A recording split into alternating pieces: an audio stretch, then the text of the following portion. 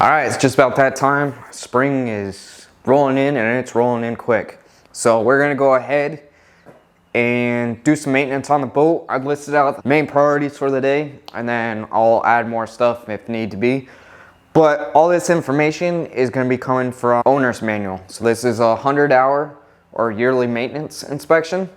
And we're just gonna go through oil change, gear oil change, battery charge, prop grease points, and a little bit of spice on my end. I'll be doing trailer maintenance as well. I listed out all the different type of POL that I'll be putting into this, along with the grease and everything that I got. If there's anything that I missed in this video, please just leave it in the comments and I'll be sure to answer it.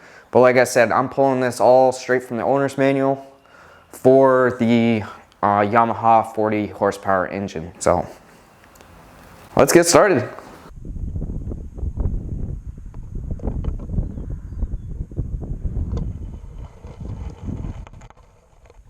So I think they're called earmuffs. I picked these up super cheap on Amazon, and this is what's supposed to supply water to the engine so you can have it run and flush out the entire system as it goes. Unfortunately, I don't know what's wrong with this setup, but there's just not enough water flow for it to trickle and go through the entire engine. So what I'm gonna do is just an old bucket trick. I'm gonna put the engine prop in a bucket and then just run it that way. All right, so there's nothing fancy about this setup. Just a regular tote. You can just go into your closet or go up into your attic and just dump out all your Christmas decorations. And you got yourself a tote that's big enough for this engine. These newer type of engines have evolved over the years, and what's really awesome about them is there's different ways of flushing it. So obviously the bucket method, you can flush it that way. You can also put the earmuffs on as well, flush it.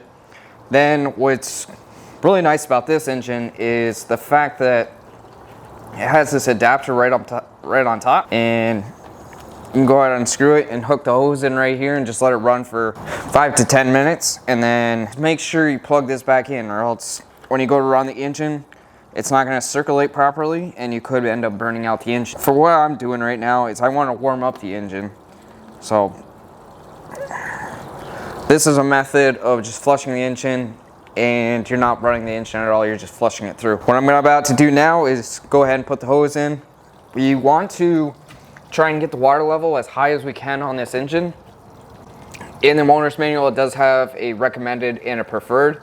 Preferred is to get it all the way up to this brim, so then the pumps inside are able to push all the water throughout the entire engine and then go out the outlet port. This way you know the air engine is getting proper cooling and everything's going good there. If you got one of these laying around, go ahead and throw this on. This way the hose doesn't kick off. So we'll go ahead, let this fill up, and then we'll start the engine, let it run for about 5 minutes so it's nice and warm, and then we'll start the oil change. We'll just keep it between us. My wife asked where the Christmas tote was. We have no idea.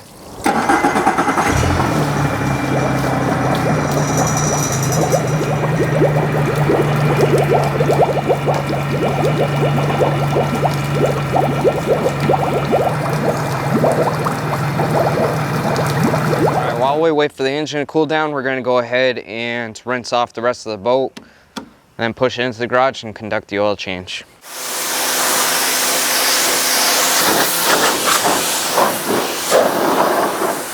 While the engine's sparkling off in its glory, I'm going to go ahead and put some turtle wax on her.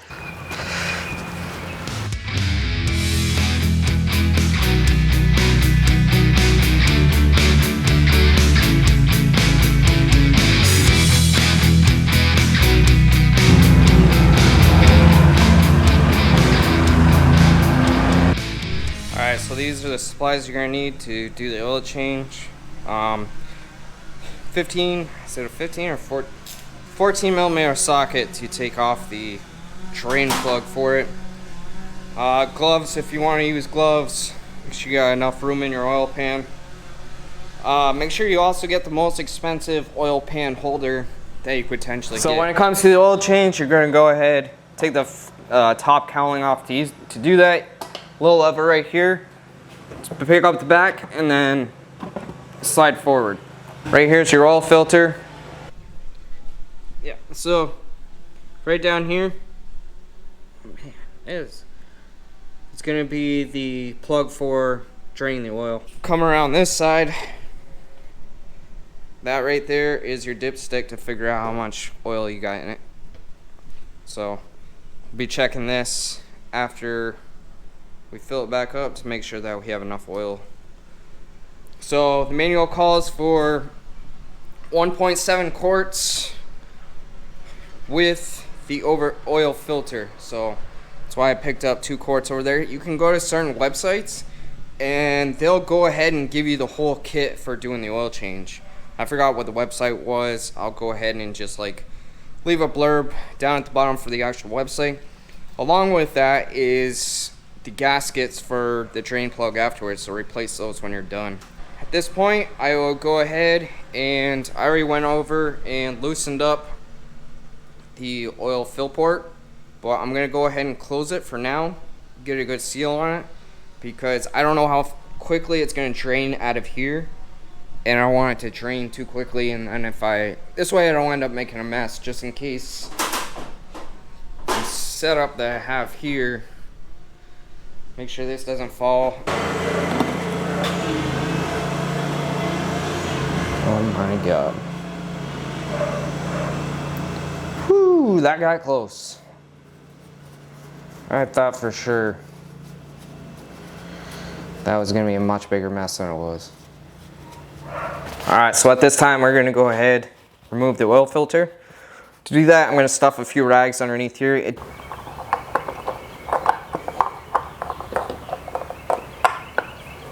So there's many different types of approaches that you can use to remember the last time you did maintenance on whatever type of component that you're working on. It could be lawnmowers, or it could be the boat, or even your vehicle.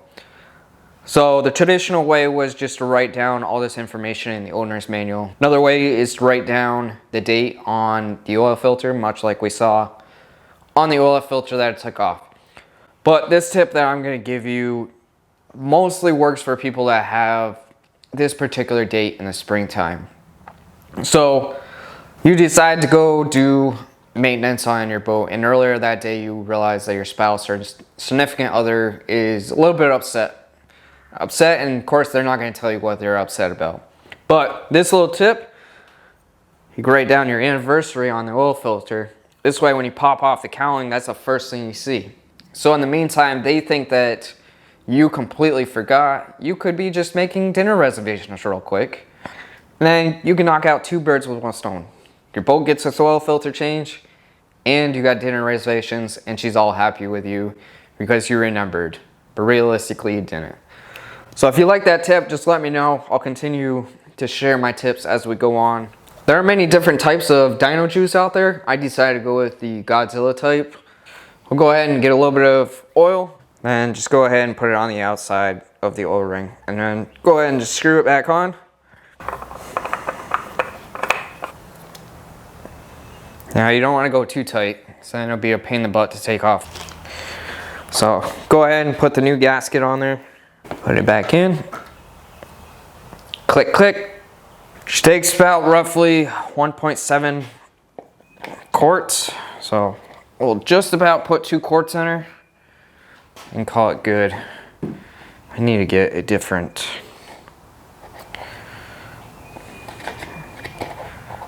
filler, necker, upper thinger. Wow, I am about to make a mess. Oh, I guess I could make the engine work for me.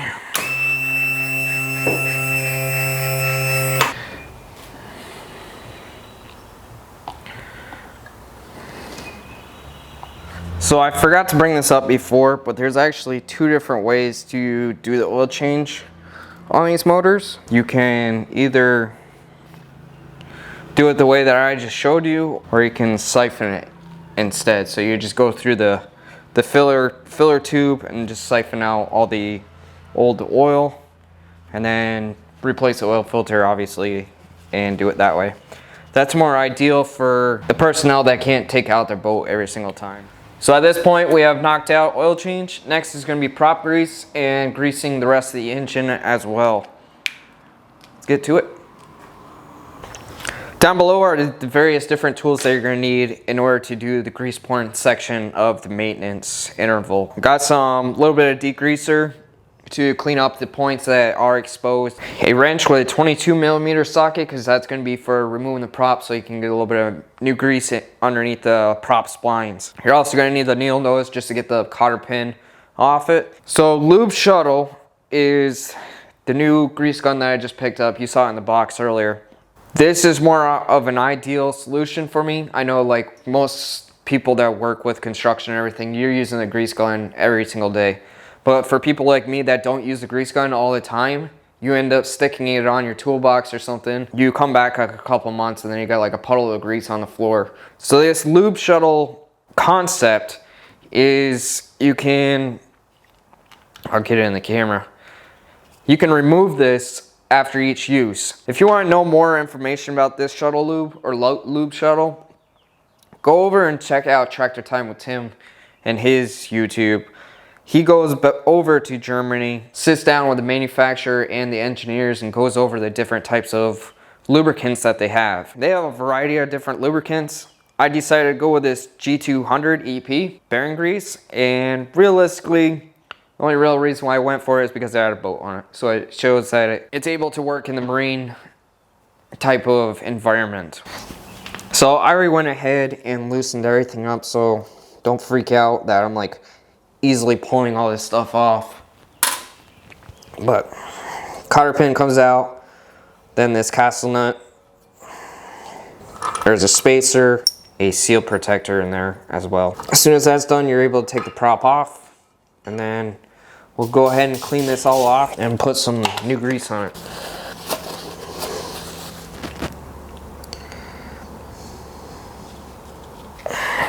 Throw the prop back on.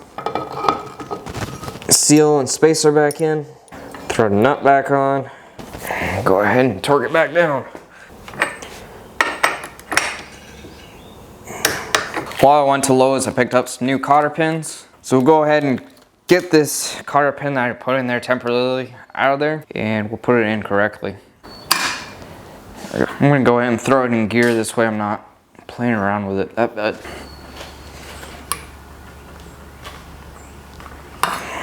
That's on there pretty good. That ain't coming back off. So at this point, there's just a couple of spots inside the engine that just need a little bit of grease. Just cleaning up this one right now. This is just a linkage cable. There's this little slide that you can see in here that's gonna slide on. So I'm just gonna take a little bit of that grease again and just put a little bit more, dab a little more in there. One more spot in the back. Let's see, move the camera over real quick. Just touching the spring up a little bit here, and then the lever action for the, I guess, essentially it would be like the hood prop or the cowling prop for it. At this point, I already went ahead and turned the steering wheel as far as I could so I can expose as much steering rod in here and go ahead and clean up all these old grease off here. And then once that's clean, there's two fittings on the front end, two grease fittings. At this point, done the oil change, just finished out propping the grease, or greasing the prop, and we hit up the grease points. So next thing we're gonna take on is gear oil change. Then we'll go into charging up the battery, and then we'll do a little bit of trailer maintenance. So I gotta postpone my gear oil replacement because I gotta get a different screwdriver. Because the one I have right now is too small for it, and the last thing I want to do is strip out this, just trying to get it out. Just got back from Lowe's and I picked up a wider screwdriver while I was there. It also was really hard to get it off, so I went ahead and just grabbed a small crescent wrench, put it around the screwdriver, gave that extra leverage to break that seal. So I'll do the same thing on the bottom, and then we'll go ahead and get that oil change.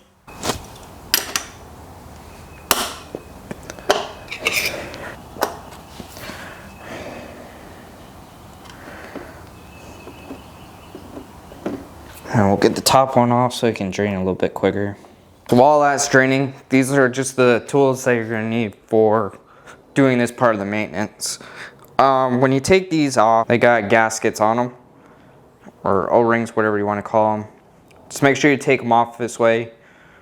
When you go to install the new ones that come with this kit, it comes with 2 separate gaskets. They're both the same size. You can make sure that you don't double gasket. The oil, the gasket, and the plunger all come in one kit. So we're gonna go ahead. The oil's pretty much drained up right now, so we can go ahead and put new oil in it. So the lower plug does come with a magnetic pickup, so it can pick up any metal debris that are floating around in the lower end. So what you're supposed to do is fill from the bottom. If not, you can't fill it from the top, or else you're pushing a lot of air in instead of the oil. So at this time, there's going to be some oil that leaks out, and I'm going to have to just suck it up and make a mess.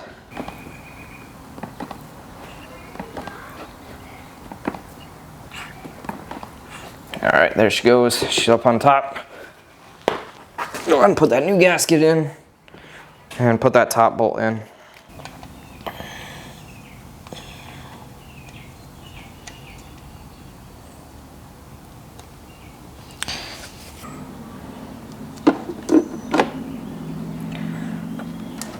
Alright, push that in a little bit.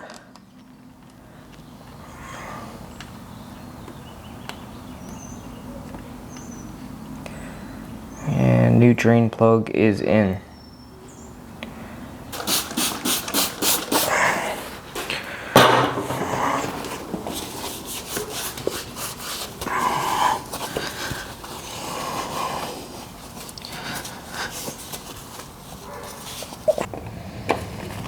All right, click, click.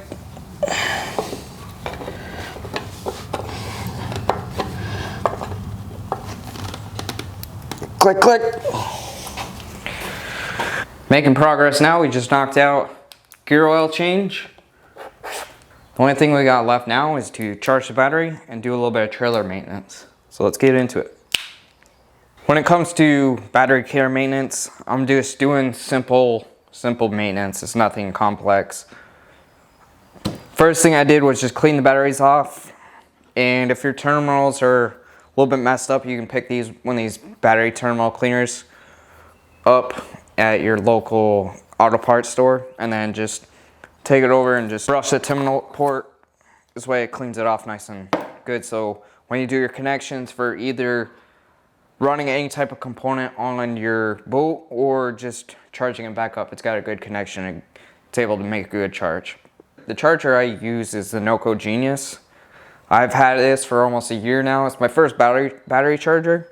It's a battery charger / tamer, and I can do big batteries and I can do small batteries with this as well, and it's pretty nice.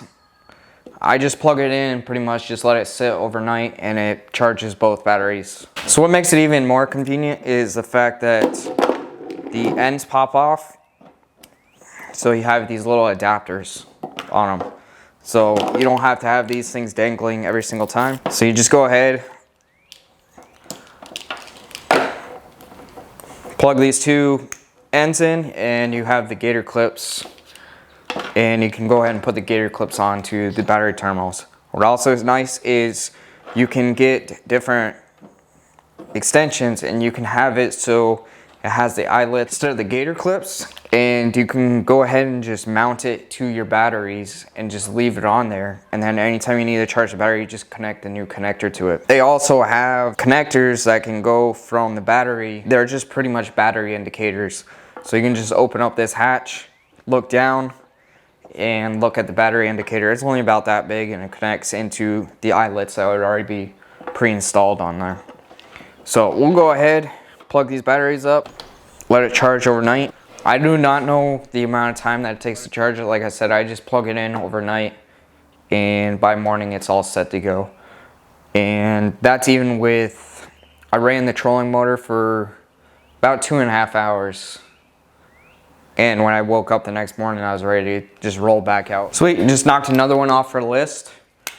The last thing we gotta do is just do a little bit of trailer maintenance, and we are complete with our 100-hour, 1-year inspection. So one of the first things I'm gonna do when it comes to trailer maintenance is just making sure that the lights all work. So I'm gonna go ahead, go into the truck, install my I'm a Lone Wolf 2.0, then we'll go ahead and make sure the brakes work.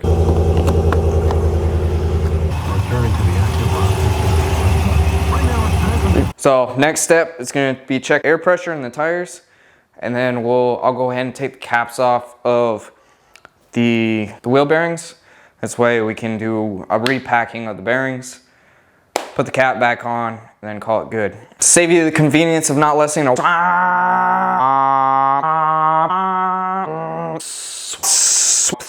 from the air compressor, I'm going to just edit that part out. So lighting in my garage isn't the greatest, so I just took one of these cheap Harbor Freight lights and threw it on the air compressor. So at this point of the inspection, we're down to the wheels. There's many different things we gotta look through when it comes to this. So the first thing we're gonna start off with is just getting the proper tire pressure and checking that. In order to do that, you're gonna find your ratings are for how much PSI goes into your tires. It's saying that cold pressure is about max 70 PSI. So we're gonna go ahead and just run this tire at 65 PSI. Do a quick little check on how much air pressure is in these. So we're currently sitting at 50 PSI, so we'll go ahead, add some tire pressure to it. All right, we're at 65 PSI. So the next thing we're gonna check is the threads, or not the threads, the tire treads, along with just making sure there's no dry cracking around the tire well, because that's an indication that you're going to be looking for new tires. But to make it a little bit easier for us to look at it, I'm going to go ahead and jack this boat up. But before you jack it up, if you come to this point, just make sure it's either connected to the truck or you have some type of good chock blocks on the other side. This way the trailer doesn't skip out on you and you end up losing your boat down the driveway. So we'll go ahead, just spin it around, just check the treads, make sure that we don't have any nails or anything in the tires, because that's the last thing you want is get to the boat ramp and then you have a flat tire when you could have just done a pre-inspection. So at this point, you can go ahead and check your wheel bearings to make sure that there's no play. You just shake it side to side and up down. If you got no play, that's good. If you do have play, then go ahead and just tap around lightly around the outside with a mallet. There you go. Remove all the grease and everything. Just inspect the inside and inspect the bearings and everything. If they're still good, you can go ahead and apply new grease to the outside, put the castle nut back on, redo the cotter pin, spin it a couple times to make sure you have correct amount of resistance and you don't have that play anymore. Once that's done, go ahead, fill the cap up back up with grease and put it back in and you should be good to go. All right, we are done. We have completed, because you're about to do the same thing if you're watching this video. We are all set with this. We should be doing a boat review here pretty soon. I've been working on it, but if you have any questions, just let me know.